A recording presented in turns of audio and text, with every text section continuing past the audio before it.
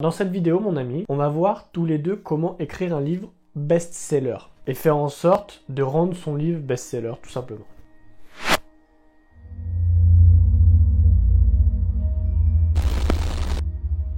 Pour commencer, j'ai pas vendu de livre personnellement, mais j'ai beaucoup étudié les personnes qui ont vendu des livres et qui ont fait justement des best-sellers. Et puis de ça relève 3 choses importantes que je vais te donner dans cette vidéo et que tu vas pouvoir mettre en place pour par la suite créer un livre et le vendre en best-seller. Et reste jusqu'à la fin parce que je vais te donner moi comment je vais faire lorsque je vais écrire un best-seller. Donc si ça t'intéresse, je te laisse regarder tout le long de la vidéo. Dans la vente de best-seller, il y a plusieurs choses justement qui sont communes. Tu as plusieurs points qui ressortent lorsque les personnes font des best-sellers ou des trucs comme ça. Et donc le premier point, c'est créer une audience. Et oui, créer une audience va te permettre de créer un best-seller. Donc pourquoi créer une audience? Tout simplement parce que quand tu vas avoir des personnes qui vont te suivre, ils vont te suivre pour ce que tu es, pour ce que tu proposes et pour le contenu que tu offres. Et donc, lorsque tu vas sortir un livre, et ben, ces personnes vont se ruer, si tu veux, sur ton livre. Ils vont se dire, ok, qu'est-ce qu'il a à nous proposer, qu'est-ce qu'il va nous donner, etc. Et là où c'est super intéressant, c'est que forcément, tu vas certainement te vendre sur Amazon. Donc ça, je pense que c'est quelque chose de logique, ou la Fnac, ou des trucs comme ça. Et en ayant une audience, et ben, tu vas augmenter, si tu veux, l'offre de lancement. L'offre de lancement, c'est quand tu lances un produit, le nombre de personnes justement qui vont acheter pour voir si ton produit il est pertinent ou pas. Plus tu as des personnes qui vont acheter, plus forcément le produit va être pertinent. Et donc dans l'algorithme d'Amazon ou de la Fnac ou des trucs comme ça, ben, il va être mis de plus en plus en première position. Comme par exemple Antoine BM, il a fait son livre il y a peu de temps, et ben son livre était en première position sur Amazon. Ce qui veut dire que des personnes qui ne le connaissent pas vont avoir accès à ce livre-là s'ils recherchent un livre sur la création de contenu ou sur le business. Et donc, c'est super intéressant si tu veux. Ou l'exemple, par exemple, de Karma Sutra de Steve. S'il n'aurait pas eu une audience aussi forte, il n'aurait pas vendu autant de livres, tu vois. Et il a vraiment fait un gros truc sur son audience pour justement créer une rupture de stock dans absolument tous les Amazon, toutes les Fnac, etc. Je pense que tu as certainement dû en entendre parler. Et si tu veux, quand tu crées un livre et qu'il y a beaucoup d'engagement autour dès le lancement, ou même avant la vente, si tu veux, en précommande. C'est un peu quand tu fais une vidéo YouTube. Ça va être quand il va y avoir beaucoup d'engagement directement dans les quelques heures que tu vas la sortir. Et ben YouTube va mieux référencer la vidéo, va la mettre un peu plus en avant. Parce que aux yeux de YouTube, et ben ça va être, cette vidéo est pertinente. Donc forcément, il va la mettre plus en avant. Et sur Amazon, c'est pareil. Si ton livre, il y a beaucoup d'achats dessus, il va être mis de plus en plus en avant. Deuxième point, ça va être les livres qui vont à contre-courant. Il y a beaucoup de livres que j'ai pu acheter, par exemple, dans le développement personnel, où globalement, t'as vraiment la même chose, t'as tout le temps les mêmes trucs qui se répètent, tu vois, d'une différente façon, mais si tu veux, en gros, le message, c'est exactement le même. Et par exemple, un livre qui est dans le développement personnel, mais qui va à contre-courant complètement, c'est L'Art subtil de s'en foutre. Dans ce livre-là, quand je l'ai lu, quand je l'ai écouté plutôt, et ben, tout ce qu'il y avait absolument aucune chose que j'ai pu retrouver, si tu veux, dans les autres livres de développement personnel. Là où les personnes disaient que tout ce qui t'arrive, par exemple, il y a une signification, que tu es ici pour quelque chose, lui disait que tu es sur Terre, voilà, t'es pas censé avoir une vie extraordinaire ou une vie de dingue ou un truc comme ça. Et justement, ce livre a fait un best-seller et tu vas dans n'importe quel Cultura de Fnac ou truc comme ça, il est encore en vente, tu vois. Et c'est super intéressant parce que quand tu vas là où il y a personne, t'as deux choses. Soit tout le monde va kiffer, soit tout le monde va t'insulter.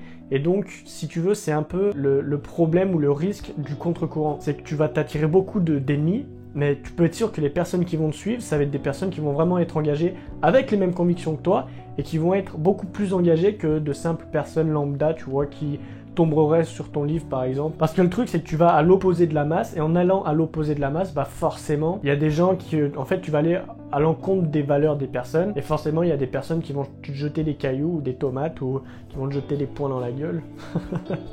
Mais il y a aussi un risque que ce livre-là se vende pas. Il faut que tu vois comment tu peux faire la chose. Si tu arrives par exemple à créer une audience et à faire un livre qui va à contre-courant, là, tu peux être sûr que ton livre il va faire un best-seller. Parce que les personnes qui vont te suivre lorsque tu vas créer une audience, ça va être les personnes qui savent que tu vas directement à contre-courant. Donc si tu sors un livre, ils vont être déjà sûrs que ce livre il va aller à contre-courant de tout ce qu'ils ont pu lire jusqu'à présent. Après, sinon, il y a le troisième point, c'est apporter quelque chose d'inconnu ou apporter une perspective que personne n'a pu énoncer jusqu'à présent, ou un nouveau contexte. Parce que si tu écris un livre et que absolument tout ce que tu dis à l'intérieur, eh ben, tu peux le retrouver dans n'importe quel livre, je vois pas l'utilité d'écrire un livre, tu vois. Genre, je trouve ça un peu con. Juste parce que c'est toi l'auteur ou des trucs comme ça, mais il n'y a pas vraiment d'utilité. Faut que quand tu lis le livre, faut que ça apporte quelque chose à quelqu'un. Si jamais tu veux apporter quelque chose à quelqu'un, sinon si tu veux écrire un roman ou des trucs comme ça, voilà, après c'est quelque chose de complètement différent. Moi je te parle réellement dans tout ce qui est développement personnel, mais développement personnel assez vaste. Développement personnel, c'est pas simplement penser positif ou des trucs comme ça, c'est vraiment quelque chose de très très vaste. Si tu écris un livre et que tout ce que tu dis à l'intérieur est similaire à d'autres livres en fait, sauf que tu le prends différemment ou tu l'englobes d'une façon un peu différente, mais le message reste le même au final. Et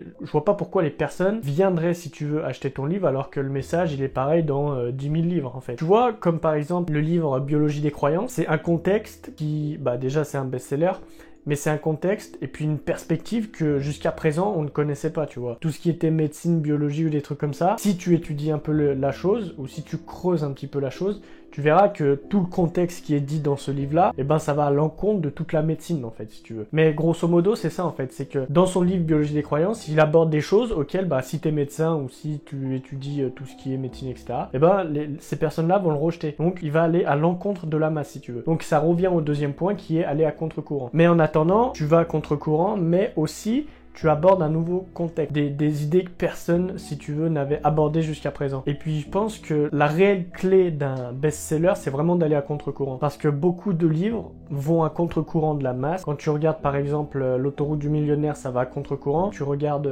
Père riche, Père pauvre, ça va à contre-courant de la masse énorme pour gagner de l'argent, etc. T'as énormément de livres best-sellers qui vont à contre-courant en réalité. Et donc moi, ce que je vais faire lorsque je vais écrire un livre, ça va forcément d'être aller à contre-courant. Parce que ça, je pense que tu t'en rends compte dans ma façon de parler, etc. Et donc, c'est quelque chose de très important, en fait, d'aller à contre-courant. Parce que si tu vas là où tout le monde est, en réalité, tu auras les résultats que tout le monde a, qui paraît logique. Mais si tu vas là où tout le monde n'est pas, tu auras des résultats que les autres n'ont pas, par exemple, tu vois. Et si tu travailles suffisamment dessus, tu vas peut-être me dire, ouais, mais tu auras peut-être pas de résultats ou pas assez de résultats. Mais si tu travailles suffisamment dessus, si tu fais vraiment les choses nécessaires, et surtout si tu reviens au premier point de créer une audience, je peux t'assurer que ton livre va se vendre 2 fois plus que les personnes qui ont créé un livre et qui sont dans le format habituel ou original. Donc voilà un peu, si tu veux, moi comment je ferais pour créer un livre.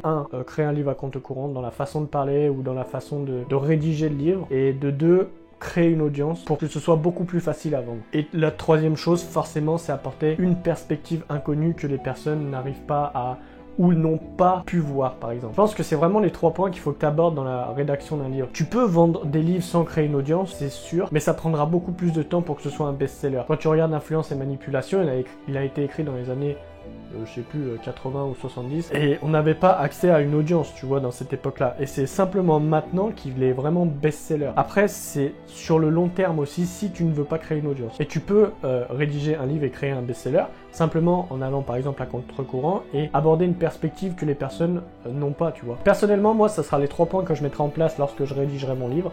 Ce sera créer une audience, comme je t'ai dit, machin, aller à contre-courant, et puis aborder une perspective que les personnes n'ont pas l'habitude de voir ou n'ont jamais vu. En attendant, si tu veux avoir accès à plus d'informations de qualité, je te laisse aller voir mon canal Telegram, là où tu vas forcément avoir plus d'informations et que je te partage les choses réellement en temps réel, tu vois, ça veut rien dire mais c'est pas grave. Et donc, je te laisse prendre le premier lien dans la description, puis moi je te dis à tout de suite. Bisous.